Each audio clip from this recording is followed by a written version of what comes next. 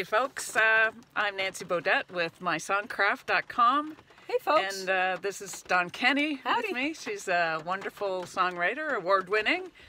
And we just co-wrote a song. We did. We co-wrote a song on the dock up in the wilds of Maine, and we've been hiking in the pouring rain, so we're soaking wet. Yeah, we're soaking wet, but we thought, hey, let's do the interview anyway while we're looking our best.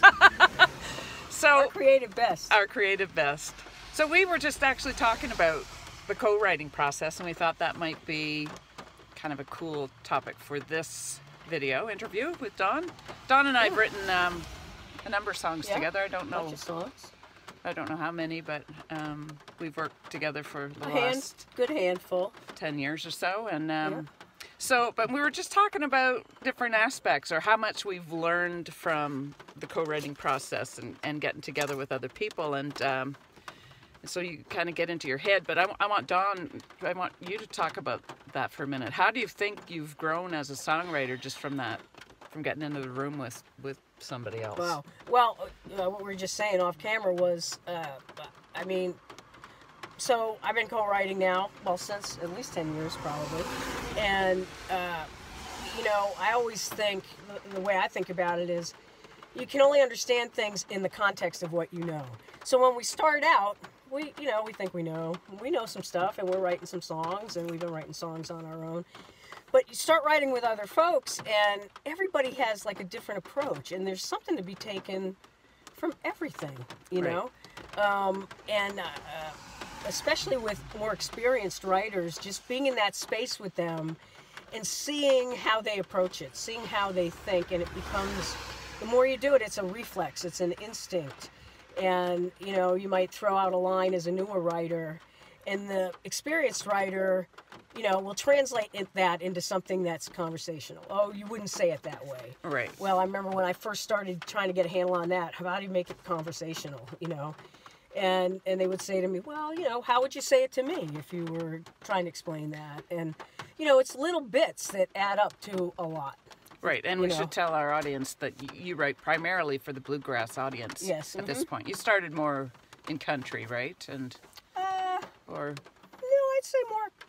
When I really started writing seriously, it was bluegrass focused. Nice. Yeah. Okay. Yeah, I'm trying to write more in country now and write with country writers. And I've written with a couple pop songs with some up-and-coming pop artists. So your primary goal is pitching your work. Yes, yep, and getting songs how is that on the charts. How does that differ from just going in and writing, I guess for maybe folk is what I'm saying, or where you would just go in and write from your own experience or tell your own story, but when you're really trying to pitch, does it change how you write? It depends. So if I'm going into a co-writing session, I'm always thinking about it being a pitchable song, and sometimes it'll be focused specifically on a specific artist. So I know so-and-so is looking, or somebody sent me a note looking for a song, or I recently got a call from someone who said, I'm looking for something. It was a bluegrass artist. She said, I look for something, but it has a country flavor. And that day I was having a co-write, like literally I got the text from her in the morning, and I had a guy coming over who was a pedal steel player, and he also played keys. So I called him up and I said, Whit, bring the pedal steel today. And I called another friend who I knew was a bass player to come over, and she does a lot of country stuff, because I don't, that old classic country feel, that's not necessarily my forte. Right. So I'm thinking, I got the pedal steel player and the country bass player, and we wrote this killer country song that day, and I sent it to her the next day. We did a little work tape in the room, and I know I can send her work tapes, and we sent her that. So what was great was, being able to deliver something right away that they're asking for, and having those resources. And as a co-writer, you start to build that network, and if you need something specific, I know if I need to get in that old country feel, pedal steel's going to put me there, so I'll call Whit. Like some folks use tracks. Yes. To kind of create a mood. Yep. Yeah. I wrote with an artist who really was in the country genre, and I'm certainly more folk storyteller. And so to make that really work, I brought in a third writer who was really country focused.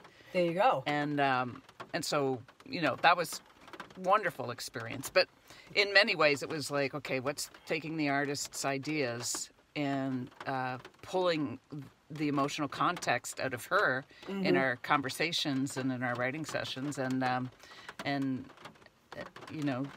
putting that into some lyric form and helping her make sense of it.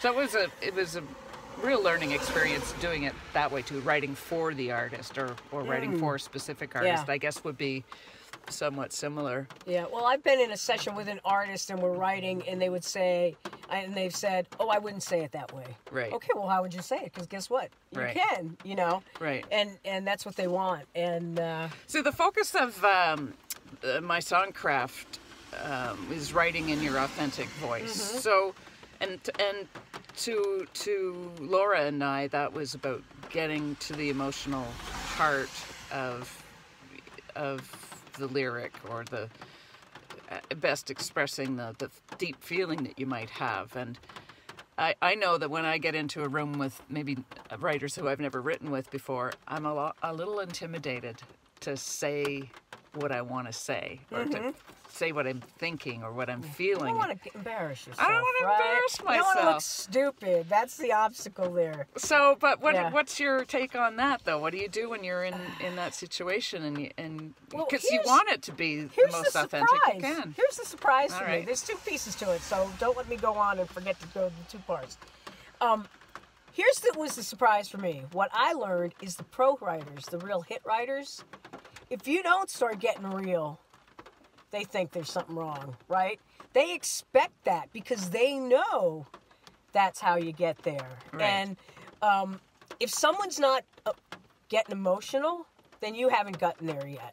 Right. Like, if you're all tearing up in the room, everybody gets really excited. Yeah. Like, when you're getting real. So it's the tears or the goosebumps on your arm, eh? Yeah, they call it the chill bumps down there.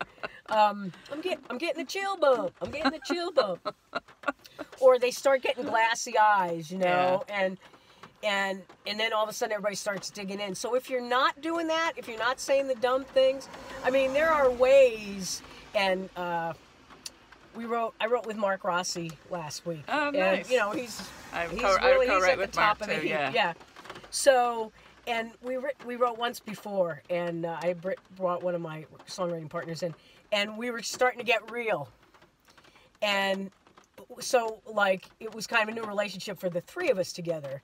And the song was good so far, and I'm thinking, yeah, okay, this is okay.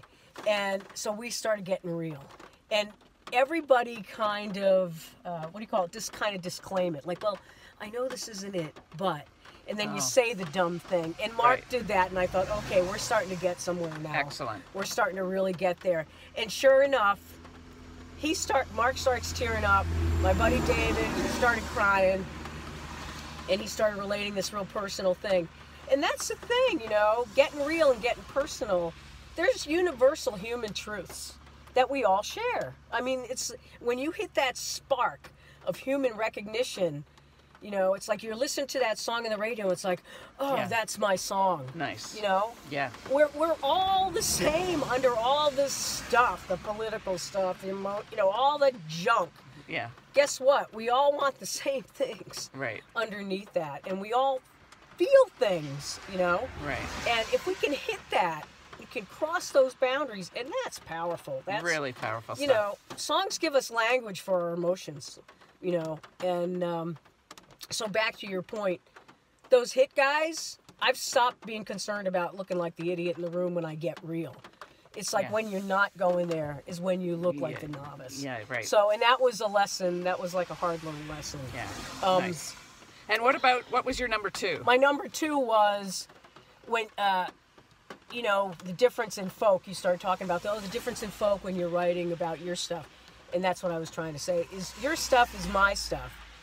The challenge is to put that where it's not just about you, that you write it a little more universally so that anybody can see themselves in that story of that song. Right. You know, and that's the kind of the challenge. Yeah. That's where Wonderful. I was going with that.